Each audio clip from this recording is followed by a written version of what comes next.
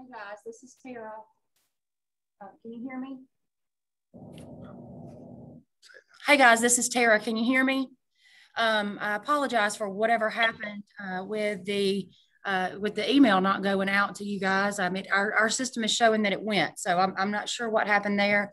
But either way, Secretary Washington has agreed to go ahead and take some questions from y'all since you didn't get a chance to participate in the original presser. We've also recorded the original one.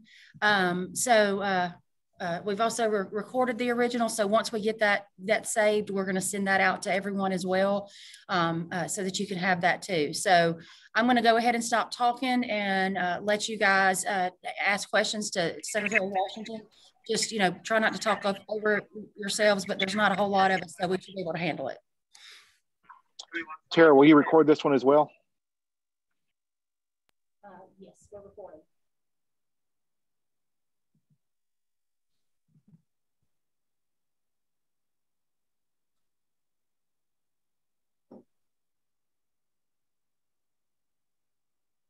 Anybody want to start? Cassie? Sure thing.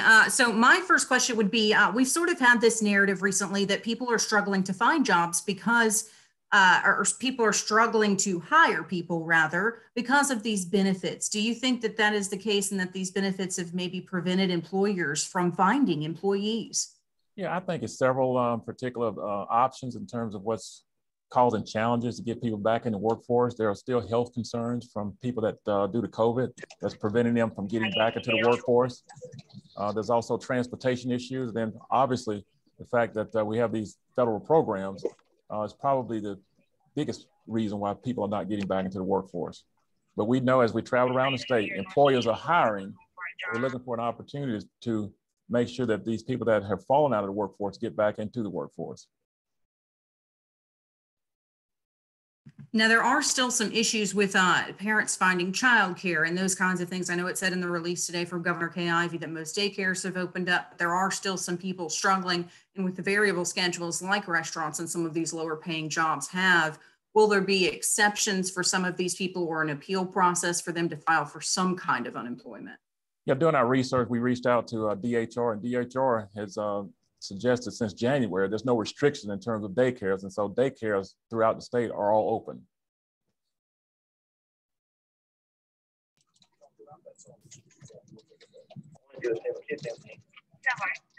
Hey, this is Vincent Montgomery. I'm not sure if you can hear me. You hear me okay? I can hear you. Questions, just we had talked a little bit last week about some investigations. Where do things stand on that type of, so many we've heard potential fraud complaints of people fraudulently using the system here recently? Yeah, and that's a really good question. We are continuing our conversation and collaboration with both state and federal officials. I cannot elaborate any further on that because a lot of these investigations are ongoing. And so I don't want to compromise what we've already got working, but it is a challenge. There's an issue that we all are aware of. And, following up on that, just simply what kind of potential fines or penalties can someone face if they are found to have, committed fraud? It all depends on the degree in which they've been found as fraudsters, if you will. So it just all depends. It could be a mixed bag of different things. That's the conversation that we're having with the federal officials and state officials in terms of how we identify these bad actors or fraudsters to see how we can eliminate fraud. Vince, some of the charges, Vince, some of those charges may be federal. So we're not exactly sure what the sentencing guidelines would be for that because we're just not familiar with that. This is all new. So as he said, it could just vary. But if they're filing, false information that they've been on interviews and have previously worked for these employers where the employers say when they are contacted have never heard of these, individuals, I would assume that it's probably multi-layered, I would assume. Yeah, these fraudsters, they're using a lot of sophisticated methods on how they steal one's personal identifying information. And so that's why we reacted really quick.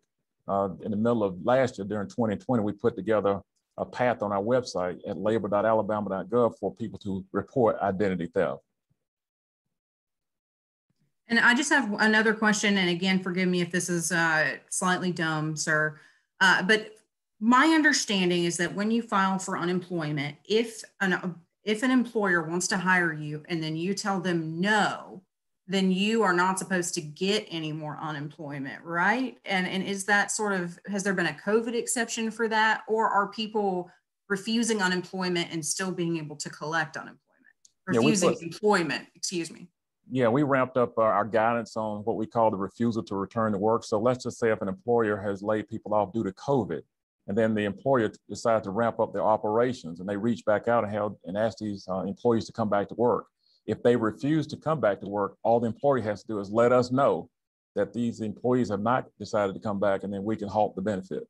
And we've got that guidance, have had that guidance on our website since mid-year 2020. Excellent. I just wanted to address that because the narrative seems to be that the people are refusing to work, and that, that doesn't seem to actually be the case. Yep. And that's why we put out that guidance, that directive, when we saw that this was an issue, so that we can educate both the employer and the job seeker that you have to go back to work if the employer asks you to come back, if it was COVID related. Mr. Washington, I have a question. This is Crystal Swan. Wanted to know how many people will this possibly affect once the benefits are removed, once the federal benefit is removed? Yeah, between two programs, the PUA program and the PEUC program, there's approximately about 70,000 people that this would impact. And my follow-up question is, what jobs are you seeing that are being recalled, that they're recalling people back to work and people are refusing that opportunity to work? What sector? Is it restaurants? Is it retail? Is it office jobs for that matter? Yeah, I would say leisure and hospitality, which includes the restaurants. Those are the sector that's really been most challenged by trying to have people come back to work and fill a lot of these job openings, not only in Alabama, but nationwide. The state continues to do much better as far as an unemployment rate than the national average. But how, if things get under control, and if, now that this extra monies are being, halted, where do you see things in terms of the state is concerned in terms of even doing better on the unemployment rate? Yeah, I mean, we are really encouraged that our unemployment rate is at 3.8%. In fact, that 3.8% unemployment rate is the lowest of any of our southeastern states. And so we really, really are encouraged with that. Also, if you look at where we were before the pandemic, the state unemployment rate was at 2.7%.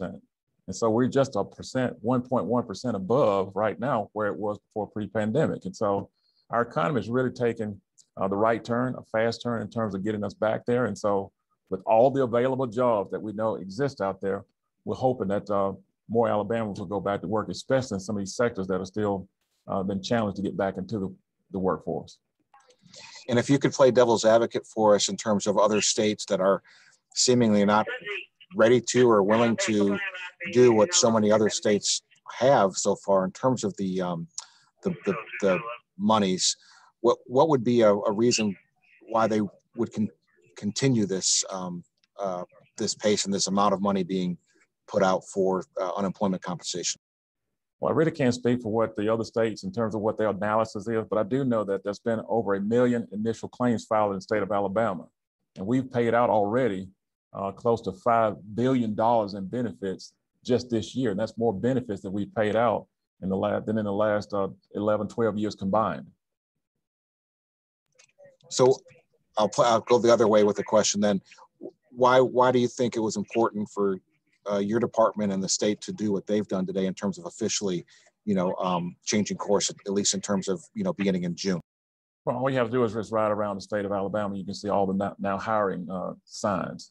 And so it's a challenge for employers to find workers to get back into the workforce. And so, based on a lot of factors, some workers are discouraged from getting back in the workforce. And it could be their reluctance to get back into the workforce due to COVID reasons.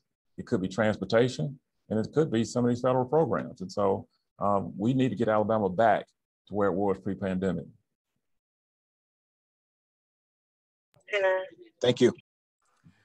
One last question, I apologize. Is there an insurance part to this that a lot of people when they go back to some jobs, they don't have the proper healthcare insurance. Are people going to be able to stay on COBRA to even if the federal monies fall off, or how does that part work? I know with this being a health pandemic, healthcare and health insurance is a big question in picking employment. Yeah, that's a question that I can't answer. They would have to reach out to their employer and find out how they can stay on their own company's insurance. I have a question. This is Caroline with Channel 48 in Huntsville. Thank you so much for doing this today. So can you explain to me, some people have run out that were claiming this additional $300 in unemployment benefits. Is that right? What was the maximum amount of time an Alabamian could claim that additional money, and how often were they having to renew their application to continue getting those benefits? Yeah, a total of about 54 weeks. Right now, the current duration in Alabama is 14 weeks. And with the PEUC federal guidance, it added some additional weeks for people to stay on those benefits. So it rounds up to somewhere around 54 weeks in total. And you said it was 14 weeks. That's like the standard pre-pandemic rate was 14 weeks. That's based on current Alabama legislation. The duration is 14 weeks of benefits. Okay, so after 14 weeks, if that time comes up, I can't claim anymore until when, or how does that work? Not after June 19th, you would not be able to. Well, okay. This is Caroline. This goes back to, where if you're a W-2 employee, then you would get that regular UI. That's what Secretary Washington is referring to. That's 14 weeks in Alabama. If you exhausted those 14 weeks, then you would roll into PEUC, which is the extension. And then if you continue to exhaust that program, you could also roll into PUA, the Pandemic Unemployment Assistance, up until September the 4th, which is the current deadline. If you were not a W-2 employee, say you were a self-employed gig worker, one of those other categories that would not be eligible for that W-2 type regular unemployment, you would start automatically on PUA and continue on PUA through there. So, and then to your question about how often they have to reapply, you have to reapply every 52 weeks. That's the end of your benefit year, regardless of what program you're on. And then those who were receiving PUA and PEUC, the two federal programs, they also had to, on top of the yearly reapplication, they had to reapply every 3 months on a quarterly basis. And that's just for us to reassess and redetermine that benefit eligibility. Okay, and so now it's as of June 19th, it's just going back to the regular unemployment system. So then that will be 52 weeks they'll have to renew. Correct. And so anyone after June 19th, if you are on one of those federal programs, that's going to stop after June 19th. If you are still currently receiving regular state UI, which means you're in that first 14-week period and you are a W-2 wage earner, then you would continue to receive your benefits until your 14 weeks extends. And of course, anyone who files after June 19th, you would need to be eligible for the regular unemployment in order to be eligible at all. Okay. Does that make sense? Thanks for explaining that. And I apologize. I jumped on late. I wasn't aware this was happening. So Secretary, if you could just explain, I guess, give me the main takeaway you want our viewers to know about these changes. I'm sorry, say that again. I missed that. If you could wrap up, in your opinion, kind of the most important thing that you think our viewers, Alabamians, should know about these changes if they're being affected. Well, I would say in summary, the announcement or the decision to end the participation in these federal programs, these programs that we've been paying for the last 14 months, this is a way for us to ramp up the economy and get Alabamians back to work. Okay, thank you. Thank you.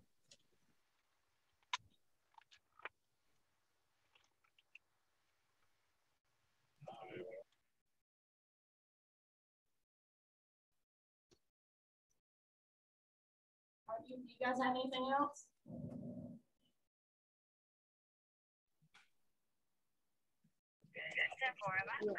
I think we're good.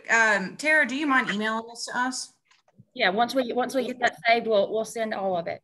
Thank you. Okay. Thank you both so much. Appreciate it.